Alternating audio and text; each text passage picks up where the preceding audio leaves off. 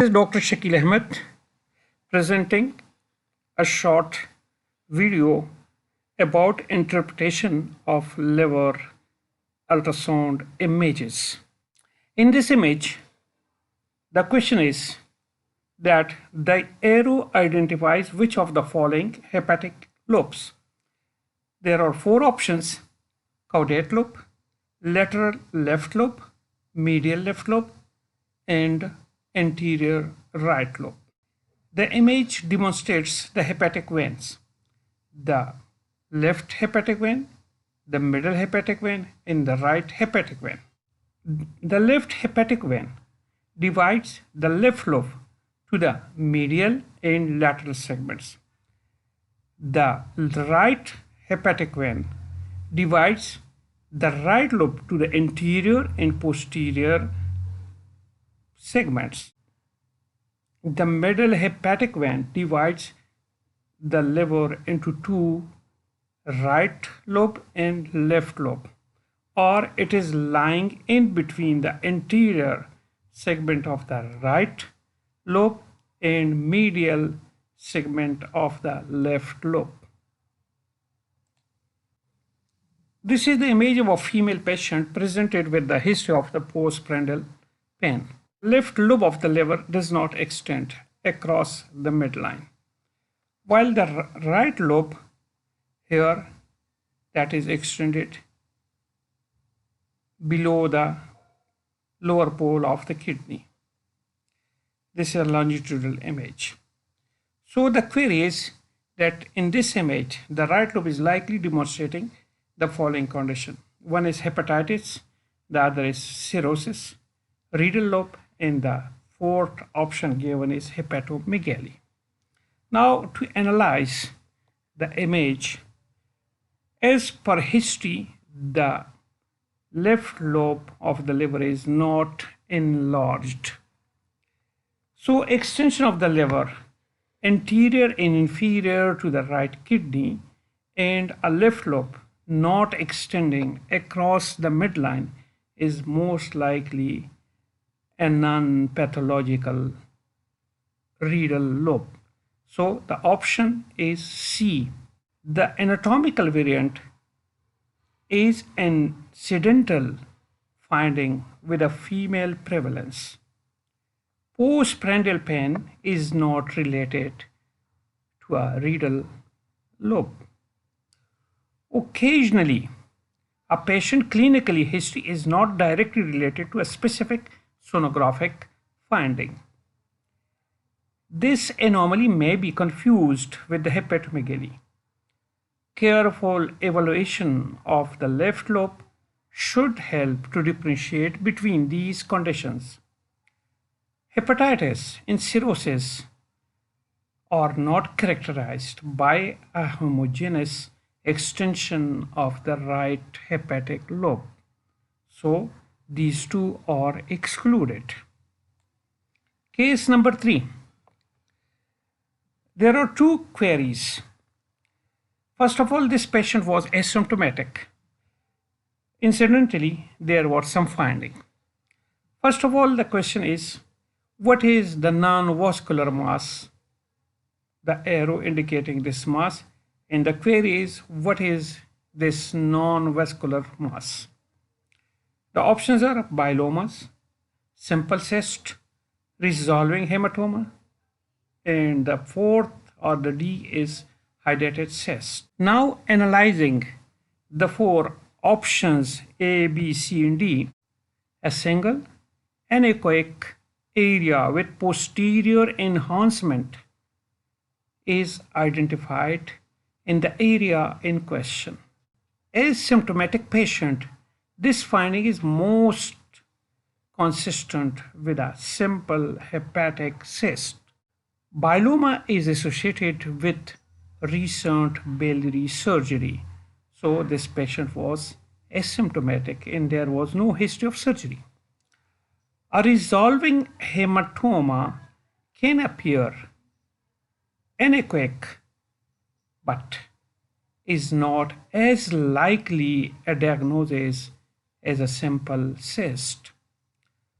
While the hydatid cyst shows different characteristics on ultrasound, and one of them is septation, cyst within cysts, water lily sign, and many others. The second query about this image is that which of the following pathologies is also seen? Cholecystitis. Cholecystitis means the inflammation of the GB, gallbladder, which shows thickening of the GB, which is not present here. So it is ruled out. B says choledocholithiasis.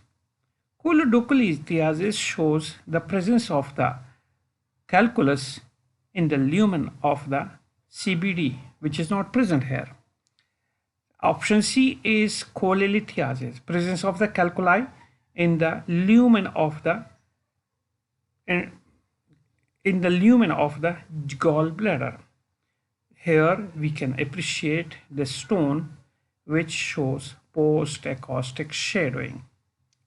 And finally, another option is cavernous hemangioma, which is appeared mostly hyperechoic.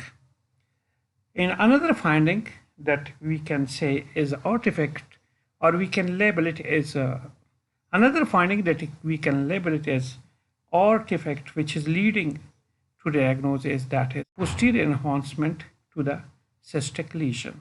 This is the image of a female patient with postprandial pain, and she was taking oral contraceptives for last 10 years. Image shows a mass which is hypoechoic lying in the right lobe.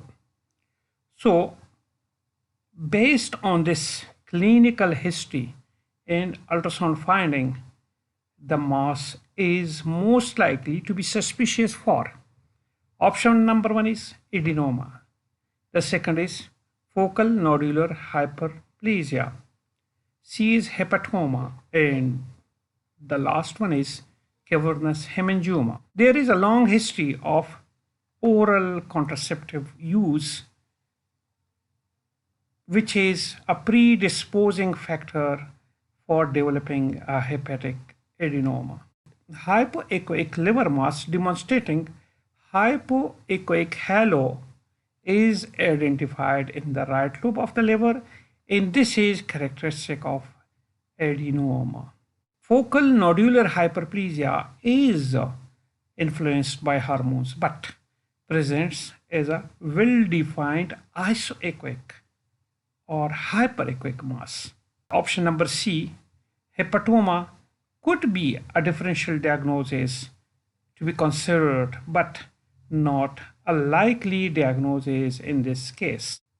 And finally, the cavernous hemangioma can undergo degeneration, changing the echo pattern, but are not associated with the hypoechoic halo. Case number 5. This is the image of a 70 years patient suffering from the right upper quadrant pain and rectal bleeding. On lab examination, the alkaline phosphatase was raised. So based on these clinical history in ultrasound images, findings are more consistent with which of the following pathologies? 4 options are given: cirrhosis, fatty infiltration, candidiasis, and liver metastasis. First of all, the liver parenchyma is heterogeneous, contains multiple hypoechoic masses throughout the right lobe. The patient's clinical history includes pain and an increase in alkaline phosphatase level. This is mostly consistent with the liver metastasis. Option number A, cirrhosis, is associated with the hyperechoic liver parenchyma. Ascites and irregular liver contour.